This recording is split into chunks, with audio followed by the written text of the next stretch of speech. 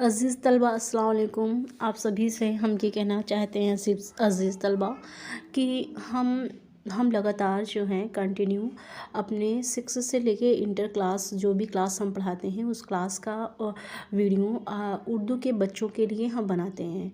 तो उर्दू के बच्चों के लिए बनाते हैं क्योंकि बहुत सी जगह हमने ये देखा है कि वहाँ पे उर्दू के टीचर्स नहीं होते हैं, या बच्चे जो है उर्दू में भी बहुत ज़्यादा वीक होते हैं। तो हमने एक अपने बच्चों के लिए उर्दू के बच्चों के लिए शुरुआत करी है कि उन्हें मतलब इंटरेस्टिंग अपने सब्जेक्ट को काफ़ी इंटरेस्टिंग बनाने का, ताकि हमारा सब्जेक्ट इंटरेस्टेड हो जाए और हमारे सारे बच्चे उर्दू से जो दूर भागते हैं वो उर्दू से ना भाग पाएँ। तो हमारा यही मिशन है। हम इस मिशन के साथ अल्लाह के नाम से ही शुरुआत हमने करी है। 6 से लेकर के इंटर तक की हमने शुरुआत कर दी है, लेकिन जो है हाल ही में हमने सोचा या मुझे ख्याल आया एक तरीके से कि क्यों ना अपने इंटर के क्यों ना हम जो है यूपी टेट का जब मैंने क्वेश्चंस पेपर देखा तो उसको सॉल्व कराने का मेरे मन में ख्याल आया। तो आप सभी देख रहे हैं कि इसलिए हमने ये टेट का पेपर लिया हुआ है, आप सभी को सॉल्व करा दें। और इस जो भी पेपर मुझे अवेलेबल जैसे भी होता है वैसे ही हम आपको उर्दू का पेपर सॉल्व करा देंगे। और सॉल्व कराने के साथ साथ जो कुछ भी मेरी जानकारी है आप लोगों तक ज़रूर पहुंचाने की कोशिश करेंगे। ओके, तो ये आपको जो दिख रहा है स्क्रीन पे हम थोड़ा सा हाईलाइटर करने जा रहे हैं। जी, ये देखिए आपका ये प्रथम पाली का 2019 का पेपर हो है टेट का। आप सभी जानते हैं कि आपका टेट का पेपर होता है, तो जो है बहुत सारे हमारे जो स्टूडेंट्स हैं वो कई बार पेपर दे भी चुके होंगे, कुछ लोग क्लियर भी कर चुके हैं, बहुत सारे लोग क्लियर भी कर चुके हैं और जॉब में भी आ चुके हैं। बहुत अच्छी बात है। देखिए यहाँ पे ये क्वेश्चन नंबर ये आपका जो 5 दिख रहा है, ये 5 जो दिख रहा है आपका, इस प्रश्न पुस्तिका में निम्न भाग हैं। पहला भाग ये तो आपको निर्देश होता है, जो आपको इंस्ट्रक्शंस मिला होता है कि किस तरीके से आप भरेंगे, ये इंस्ट्रक्शंस में ही आपको दिया गया है। तो इसमें जो पहला भाग है ये आपका आप देख रहे हो कि यहाँ पे बाल विकास एवं शिक्षण विधि दिख रहा है। दूसरा ये जो आपका भाग है ये इसमें आपका हिंदी है। तीसरा जो है आपका भाग है ये जो है आपका अंग्रेज़ी दिख रहा है, ठीक है। उसके बाद अंग्रेज़ी ही लैंग्वेज में बहुत सारे जो हमारे स्टूडेंट होते हैं वो अपने अकॉर्डिंग लैंग्वेज को चूज़ कर सकते हैं। देखिए जैसे कि आप देख रहे हैं, जो इंग्लिश के होंगे वो इंग्लिश लेंगे, जो उर्दू के होंगे उर्दू के, जो संस्कृत के होंगे संस्कृत के। तो इसी में आपका ऑप्शनल जो सब्जेक्ट बन जाता है जो उर्दू का होता है। आज वही पेपर हम सॉल्व कराने जा रहे हैं आपके लिए उर्दू का। तो ठीक है, तो शुरुआत करते हैं। इंशाअल्लाह ताला आप सभी के लिए बहुत अच्छा हो, आप सभी लोग टेट में बहुत अच्छे नंबर से पास हों, इसी उम्मीद के साथ हम अल्लाह के नाम से शुरुआत करते हैं। बिस्मिल्लाहिर्रहमानिर्रहीम। जी, देखिए ये हमारा ये उर्दू का आप देख रहे हो कि ये हमारा उर्दू का ही है और ये पहला शुरुआत ही हमारा क्वेश्चन है। ओके, तो ये हमारा क्वेश्चन से शुरुआत ही है। तो इसमें देखिए कह रहा है कि वाहिद लफ्ज़ की निशानदेही कीजिए। आप जानते हैं कि जहाँ कहीं पे भी आपका निशानदेही होता है, ओके, जी हाँ, आप जानते हैं कि जहाँ कहीं पे भी आपका ये लिखा होता है निशानदेही, निशानदेही का मतलब होता है निशान लगाइए यानी कि पहचानिए, निशानी लगाइए यानी कि पहचानिए। तो देखिए इसमें वाहिद लफ्ज़, आप जानते हैं कि वाहिद और जमा ये बहुत उर्दू का कॉमन क्वेश्चन है। वाहिद आपका सिंगुलर और जमा जो होता है आपका प्लूरल होता है। ये देखिए दिल है, ऐलानात है, इमारतें, इख्तिलाफ़ात। आप खुद ही इस कॉमन सेंस लगाइए कि सब में लगा हुआ इख्तिलाफ़ात, इख्तिलाफ़ात जो इमारतें भी, ये भी देखिए आपका है आपका जमा है, इख्तिलाफ़ात भी आपका जो है जमा है, और ऐलानात नूलियना ते नात आपका इसमें जुटा हुआ, तो ये भी आपका क्या है जमा है। अब बच रहा है आपका सिर्फ दिल, तो यही दिल ही आपका क्या है, ये आपका वाहिद है, ठीक है। तो इस तरीके से आपका दूसरा क्वेश्चन से आपका 62 है, इनमें से कौन सा लफ्ज़ जमा नहीं है। अब ये तो आपको जमा नहीं पहचानना, यानी कि इसमें जो है आपका सब कुछ क्या दिया हुआ है, जमा नहीं है, ठीक है। अब आपको इसमें गौर करना है। देखिए बच्चों या स्टूडेंट्स, आप सभी ये ध्यान दिया करिए कि जब भी क्वेश्चंस नहीं पूछे तो आप यहाँ ज़रूर देखें। कभी कभी हमसे गलती क्या हो जाती है हम सभी से कि हमने देखा इनमें से कौन सा लफ्ज़ जमा है, तो इस तरीके से हम जमा पे लगा देते हैं। हमने नहीं देखा, लेकिन ये कह रहा है जमा नहीं, इस वजह से हमें यहाँ पे गौर करना पड़ेगा। तो इनमें से कौन सा लफ्ज़ जमा नहीं है, इसमें देखिए आपका पहला है इल्मा। इल्मा है आपका, इल्मा ये भी इल्म की जमा है। हुक्मा ये भी हुक्म की जमा है। रूसा ये भी रूस की जमा है। कलमा, यही जो आपका कलमा है ये आपका जमा नहीं, यानी कि वाहिद है। कलमा की जो जमा होती है कलमात होती है, ठीक है। अब 63 जो आपका क्वेश्चन है, 63 आपका जो क्वेश्चन है ये कह रहा है कि उर्दू ब्रज भाषा से बनी ये कौल किसका है। देखिए स्टूडेंट्स या मेरे अजीज़ तलबा, ये जो क्वेश्चन आपका बनता है कि उर्दू किस ज़बान से निकली हुई, ये क्वेश्चन आपका बहुत ही इम्पॉर्टेंट है। कहीं ना कहीं हर बार ये क्वेश्चन घुमा करके ज़रूर पूछता है। तो इस वजह से आपका जो ये टॉपिक हो, आप ये टॉपिक बिल्कुल भी मत छोड़िए। यहाँ तक कि जितने भी आपके नज़रियात हैं उर्दू से, आप उसको ज़रूर अच्छे से पढ़िए, ज़रूर अच्छे से आप उसको याद करिए। आप समझेंगे तो इंशाल्लाह पक्का श्योर है कि आपका एक क्वेश्चन ज़रूर मैच करेगा। तो देखिए आपका ये क्वेश्चन है, उर्दू ब्रज भाषा से बनी है ये कौल किसका है। तो हमारे जब उर्दू की जब शुरुआत होती है, जैसे तो जो हिस्ट्री होती है उर्दू की, जैसे हर सब्जेक्ट की अपनी हिस्ट्री होती है। तो जब उर्दू की जो हिस्ट्री होती है तो उसमें जो बहुत से हमारे जो राइटर होते हैं वो अलग अलग अकॉर्डिंग वो बताते हैं। कोई कहता है कि उर्दू ज़बान यहाँ से निकली है, कोई कहता है यहाँ से निकली है। तो इस तरीके से सबके नज़रियों को एक हिस्ट्री से ही सबके नज़रियों को लिया गया है। तो इसमें देखिए मोहम्मद हुसैन आज़ाद हैं, ये इसके उर्दू ब्रज भाषा से निकली है, ये मोहम्मद हुसैन आज़ाद ने कहा है। और बहुत सारे हमारे राइटर हैं जिनका अलग अलग नज़रिया है। हम आपको एक बात बता दें कि एक हमारे राइटर हैं, उनका नाम है मसूद हुसैन खान। मसूद हुसैन खान ये जो हमारे राइटर हैं, इनका एक नज़रिया है कि उर्दू पंजाब से निकली है, उर्दू पंजाब से निकली है। उनका ये नज़रिया ये सबसे ज़्यादा मकबूल है, आम है, और इसी नज़रियों को ही सही माना गया है क्योंकि उर्दू पंजाब से निकली है। तो इस बार आप इंशाल्लाह ज़रूर ये क्वेश्चन से तैयार कर लीजिए। मसूद हुसैन खान का ये क्वेश्चन है कि उर्दू पंजाब से निकली है, ठीक है। अब ये देखिए नेक्स्ट क्वेश्चन से हमारा ये क्या है। अब देखिए 63 तो हो गया, 64, लेकिन ये 64 में क्वेश्चन हमारे यहाँ से शुरू कर रहा है। ये कह रहा है कि मुंदरजा झेल नज़्म को गौर से पढ़िए और दिए गए सवालों के 64 से 65 तक का आपको जवाब देना है। आप यहाँ बहुत गौर से पढ़ा करिए, क्योंकि जो भी आपकी नज़्म होती है सारे क्वेश्चन आपके उसी नज़्म से ही दिए रहते हैं। अगर मान लीजिए यहाँ नज़्म ना दे करके अगर आपका पैसेज दिया गया, तब भी आपके सारे क्वेश्चन इसी में से होते हैं। इसीलिए जो ये पैराग्राफ होते हैं आप इनको बहुत इंपॉर्टेंस से आपको सभी को पढ़ना है, और इन सारे क्वेश्चन से इतने सारे क्वेश्चन तो आपको इसी से मिल जाएंगे, ठीक है।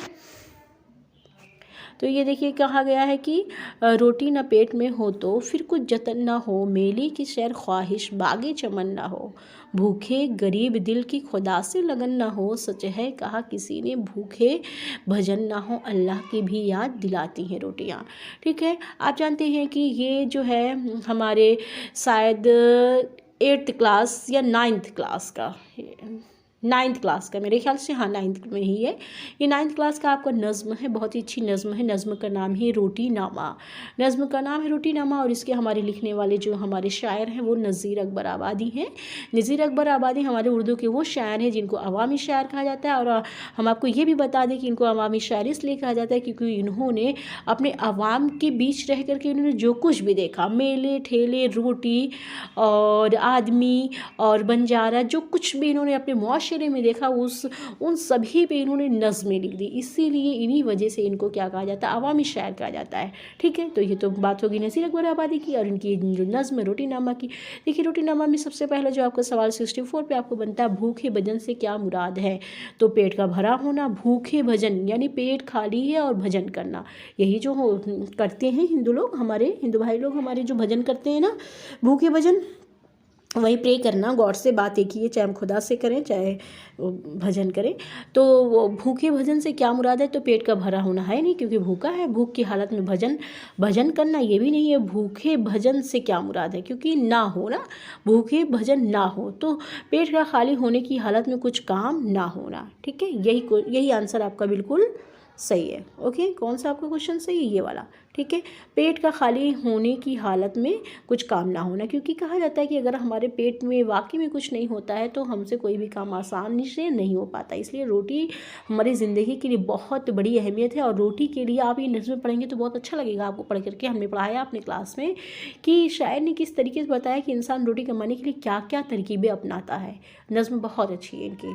फिर देखिए 65 पे आपका जो है रोटी से क्या मुराद है। रोटी खाने में अच्छी लगती है, पहला कह रहा है, पहले नंबर पर रोटी खाने में अच्छी लगती है। इबादत के लिए रोटी ज़रूरी है। आवाम की नज़र में रोटी की अहमियत है। ज़िंदा रहने के लिए रोटी ज़रूरी है। जी हाँ, रोटी से मुराद यही है कि अगर हमें ज़िंदा रहना है तो उसके लिए हमें रोटी बहुत ही ज़रूरी है। ओके, तो इस तरीके से आपका ये क्वेश्चन हो गया। अब आते हम 66 पे, क्योंकि आपका ये 65 तक हुई है। अब हम 66 पे आते हैं। 66 पे जी,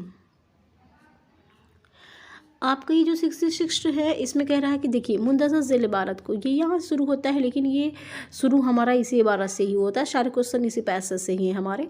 मुंदज़र ज़ेल इबारत को गौर से पढ़िए और नीचे दिए गए सवालात, यानी 66 से आपका यहाँ से लेके आपका कह रहा 67 तक, 67 तक, ठीक है, 67 तक जो है ये जवाब दीजिए। ओके, कौन नहीं जानता कि उर्दू ने हिंद आराई का दूध पिया है और इसी धरती पर पली बढ़ी है। यानी हिंद ये देखिए उर्दू का ये हिस्ट्री बताई जा रही है। उर्दू की इर्तिका कब से हुई, उसकी इब्तिदा कब से हुई, इस पर ये पूरा पैराग्राफ बना हुआ है आपका।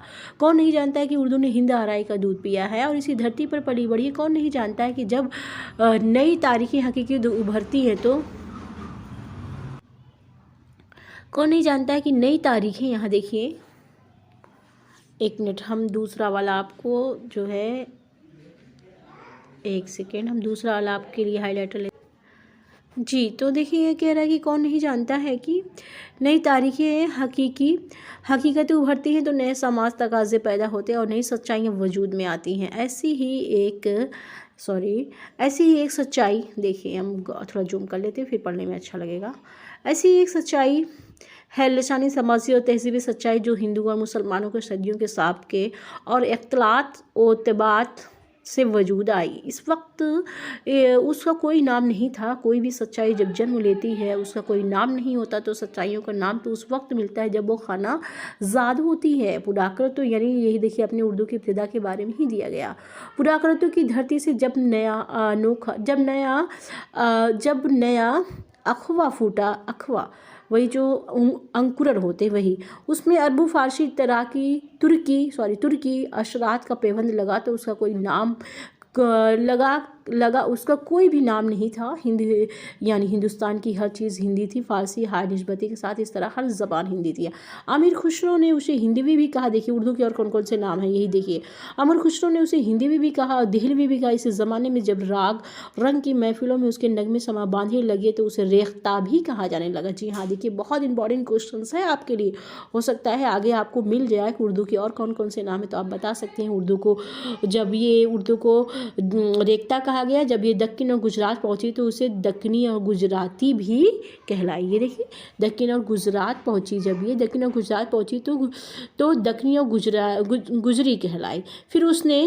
फिर किसी ने उर्दू कहा, किसी ने हिंदी, किसी ने खड़ी बुनियाद ही, एक ही राग अलग अलग हो गई, राहें अलग अलग हो गई। ठीक है, यानी उर्दू के आपके बहुत से नाम यहाँ पता चले। जी हाँ, ये बात सही है कि हमारे जब उर्दू की शुरुआत हो रही थी, इब्तिदा हो रही थी हमारी उर्दू की, तो जो है उर्दू के कई नाम देखने को मिले। जैसे जैसे उर्दू हर एरिए में यानी कि हर तरफ आगे बढ़ती चली गई तो उसके नाम भी लोगों ने अलग अलग, किसी ने उसे हिंदी कहा, किसी ने हिंदी, किसी ने दक्कनी कहा, किसी ने गुजराती कहा, फिर जाकर के रेख्ता कहा और रेख्ता से फिर हमारी कहीं ना कहीं उर्दू फिर वजूद में हमारे आई उसका नाम। ठीक है, तो इस तरीके से ये क्वेश्चन था। आप देखिए उर्दू ज़बान का ताल्लुक़ किस ख़ानदान से, तो ये सबसे पहले ही आपने देखा कि ये हिंद आराई। आपने क्या देखा यहाँ पे, ये कि हिंद आराई का दूध पिया, यानी कि ये हिंद आराई से लेके द्राविड़ी कहीं नाम ही नहीं आया है, इसलिए हिंद आराई का है। और उर्दू ज़बान जब गुजरात पहुँची तो क्या कहलाई, उर्दू ज़बान आपको यहाँ पर हमने दिखाया था। ये देखिए एक मिनट, ये देखिए, जब गुजरात पहुंची तो दक्कनी और गुजरी कहलाई, यानी क्या कहलाई, गुजरात पहुंची तो दक्कनी, दक्कनी कहलाई गुजरी, क्योंकि दक्कनी का इसमें ऑप्शन तो है नहीं। देखिए यहाँ पे अरबी है ना, फर्स्ट पे अरबी, सेकंड पे आपका हिंदी भी गुजरी, इसलिए यहाँ पे गुजरी होगा। ठीक है, बागो बहार। अब देखिए नेक्स्ट क्वेश्चन, अगला क्वेश्चन आपका आ गया यहाँ पे कि बागो बहार जो है, बागो बहार का ताल्लुक किस सिन्फ से है। तो बागो बहार ये जो है दास्तान है, ये दास्तान मीर अमन की दास्तान है। बागो बहार क्या है, एक दास्तान है, ये मीर अमन की दास्तान है। ठीक है, गुलजार नसीम किसकी मसनवी है। हमारी उर्दू में दो ही मसनवियाँ बहुत ज़्यादा मशहूर है, एक है हमारी दयाशंकर नसीम की गुलजार नसीम, ठीक है, और दूसरी जो आती है वो मीर हसन की आती है, जिसका नाम है आपका, थोड़ा सा नाम नहीं याद है, हाँ, शहरुल बयान, जिसका नाम शहरुल बयान, वो मसनवी हमारी बहुत मशहूर होती है। गुलजार नसीम की, दयाशंकर नसीम की मसनवी, आप देखिए इसमें नसीम है तो इसमें भी नसीम है, आप इससे भी अंदाज़ा लगा सकते हैं।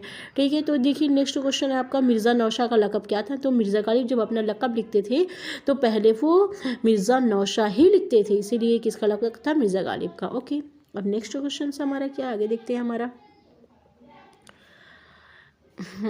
एक मिनट जूम कर देते हैं, फिर हम आपको बताते हैं। 71 पे हम चल रहे हैं जी।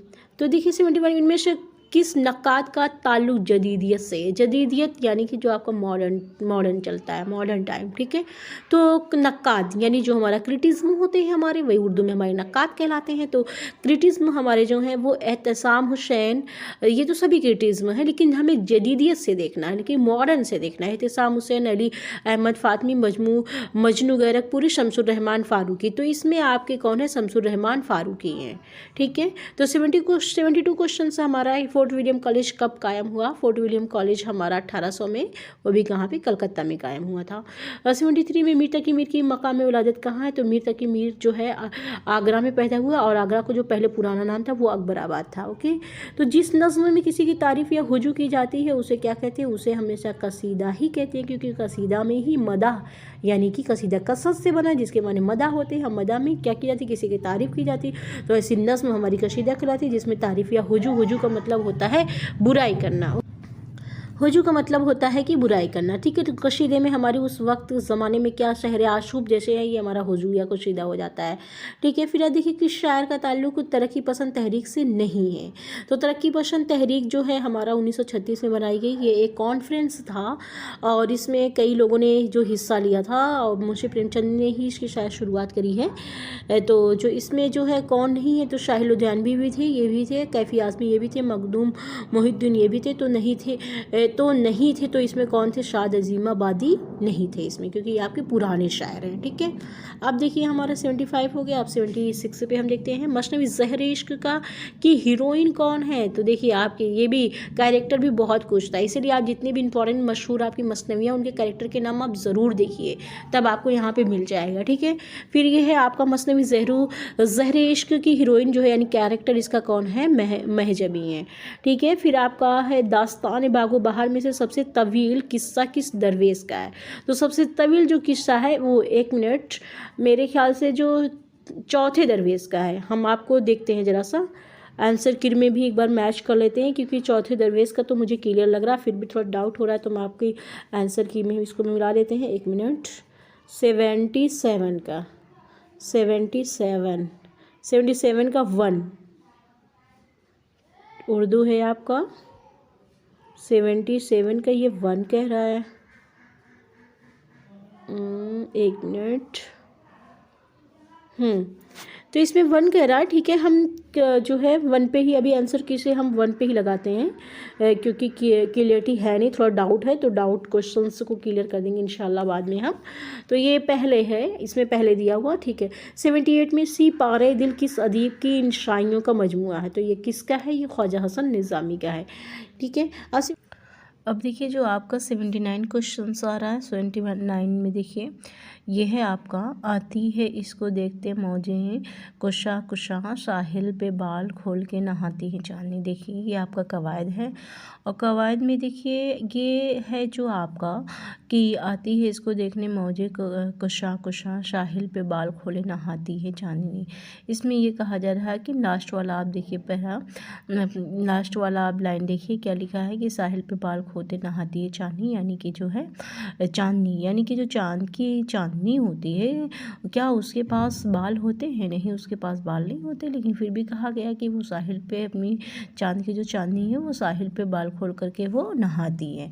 तो इस तरीके से है कुछ और, लेकिन यहाँ शायर जो है उसकी वजह कुछ और बता रहा है। ठीक है, हो है कुछ और लेकिन शायर उसकी वजह कुछ और बता रहा है। तो जब भी आपका ये कवायद होता रहता कुछ और है, लेकिन शायर उसकी वजह कुछ और बताता है, तो वहाँ पे हुस्न तारीर होता है। जैसे आपका ये शेर बहुत मशहूर है कि प्यासी जो थी सिपाही खुदा 3 रात की, शाहिर से सर पटकते थी मौजे अफराद की। ये आपका शेर बहुत इंपॉर्टेंट है और ये आपका हुस्न तालील है। ठीक है, अब देखिए 79 आपका हो गया। अब देखिए 80 पे क्या है, जिस अशार का वज़न मालूम होता है उस फ़न को क्या कहते हैं? तो उस फ़न को हम कहते हैं उरूज़ कहते हैं। क्या कहते हैं? ऐन से है आपका उरूज़ कहते हैं। इसमें ये वाला क्वेश्चन हो गया। अब देखिए आगे हम आपको दिखाते हैं 80 के बाद से फिर आपका 81 है। एक सेकेंड, हम 81 दिखाते हैं। जी हाँ, 81 में ये कह रहा है कि उर्दू शायरी की मकबूल सिन्फ़ कौन सी है? तो उर्दू शायरी की जो सबसे मकबूल सिन्फ़ मानी जाती है वो होती है आपकी उर्दू गज़ल होती है। फिर 82 है आपका अफ़साना बड़ी घर की बेटी किसने लिखा है? तो अफ़साना बड़ी घर की बेटी ये आपका मुंशी प्रेमचंद का मशहूर अफ़साना है। ठीक है, फिर 83 आपका उर्दू मरसिए के मशहूर शायर कौन है? उर्दू मरसिए के जो सबसे मशहूर शायर यानी कि मरसिए के जो बादशाह माने जाते हैं वो कौन माने जाते हैं? मीर अनीस माने जाते हैं। तन्हाई किसकी नज़्म है? तो ये तन्हाई जो है फैज़ अहमद फैज़ की नज़्म है। फिर उसके बाद 85 पे आप देखेंगे कि मरसिए की इब्तिदा जो होती है यानी कि उसकी जो शुरुआत की होती है वो चेहरे से होती है। ठीक है, वो चेहरे से होती है। फिर उसके बाद शायर मशरिक़ किससे कहा जाता है? तो शायर मशरिक़ अल्लामा इकबाल को शायर मशरिक़ कहा जाता है। फिर 87 है कि सदी की जाए पैदाइश मक्का में हुई है। देखिए अबुल कलाम आज़ाद हैं जो आपके, उन्हीं की जो पैदाइश हुई है वो मक्का में हुई है। ठीक है, हस्ती अपनी हबाब की सी है, ये नुमाई शराब की सी है। इसमें कौन सा? देखिए ये है आपका जो हम अभी बता रहे थे कि जो है तशबीह, ये है आपका जिसको हिंदी में आप कहते हैं उपमा अलंकार, यानी यही आपका तशबीह है जिसमें किसी की मुमासिल बताया जाता है यानी कि मिसाल दी जाती है। तो यहाँ पे जो हबाब की सी है यानी कि ज़िंदगी की जो मिसाल है वो पानी के बुलबुले की तरह दी गई, यानी कि आपका तशबीह हो गया। 10 अज़ल अल्फाज में मुअन्नस लफ्ज़ की निशानदही कीजिए, यानी आपको मुअन्नस इसमें जो है लफ्ज़ को पहचानना है। तो वैसे हाथी दे आप लोग दिख रहे हैं, लेकिन हाथी जब आप हाथी के लिए कोई जुमला बनाएंगे तो हाथी खड़ा है आप कहेंगे, या नहीं कहेंगे हाथी खड़ी है, आप कहेंगे हाथी खड़ा है। तो हाथी खड़ा है या हाथी बड़ा है, या आपका अलिफ निकल के आ रहा है तो इसलिए आपका बिल्कुल नहीं है। ये आपका क्या हो गया, आपको मुज़क्कर हो गया। गुलाम को आज़ाद कर दिया गया, गुलाम आ रहा है तो ये भी आपका नहीं है। दूसरे पे आप देखेंगे करीम तो किसी अक्सर किसी जो है लड़के का ही नाम होता है, जैसे करीम आया रहीमन यही आपका जो रहीमन यही आपका जो है मुअन्नस है। फिर है 90 पे जो है आपका 10 अज़ल में से कौन सा लफ्ज़ इस्म जमा है? इस्म जमा जैसे इसमें देखिए आपका इस्म जमा इसमें जो है ओलूम तो ये आपका इसम है नहीं, ना औराक है ना असजार, क्योंकि इसम जानते हैं आपका क्या होता है। इसम क्या होता है? किसी लफ्ज़ जो है आपका किसी जगह शख्स का नाम होता है वो आपका इस्म होता है, शख्स का भी नाम होता है। तो इसमें जो इस्म जमा आ रहा है वो फ़ौज जो है वो लोगों का ग्रुप है, यानी कि एक झुंड है। तो इसीलिए फ़ौज इंसान भी है और ये जमा भी है, इसीलिए आपका ये इस्म जमा सही है और आख इसमें नहीं सही है। ठीक है, तो इस तरीके से आपका ये क्वेश्चन से पूरा हो गया। ये तो आपको जो हमने बताया ये आपके पहली मीटिंग के पेपर थे। ये जो टेट का आपका पेपर हुआ था ये आपका पहली मीटिंग का पेपर था। हम दूसरी मीटिंग का भी पेपर आपको कराते हैं नेक्स्ट वीडियो में। तब तक के लिए आप ज़रूर इसको देखें, बहुत अच्छे से सॉल्व करें। और पेपर को सॉल्व करते वक्त आप इस तरीके से अंदाज़ा लगा सकते हैं कि हमें 30 क्वेश्चन आ रहे हैं, किस तरीके से हमारे तीनों क्वेश्चन आ रहे हैं, आप अटेम्प्ट कर सकते हैं। ओके, तब तक के लिए आप जो है देखते रहिए और खूब अच्छी से तैयारी करने लगिए, क्योंकि हाल ही में आपका 28 जो है 28 नवंबर में ही आपका पेपर होने वाला है। इसीलिए हमने आपके लिए भी थोड़ी सी कोशिश की है अच्छा करने की। अगर आपको अच्छा लगता है तो ज़रूर लाइक करें और सब्सक्राइब भी करें और अपना ख्याल रखें, मेहनत से पढ़ें। इंशाल्लाह आपको कामयाबी देने वाला अल्लाह है। तब तक अपना ख्याल रखिए। अल्लाह हाफ़िज़।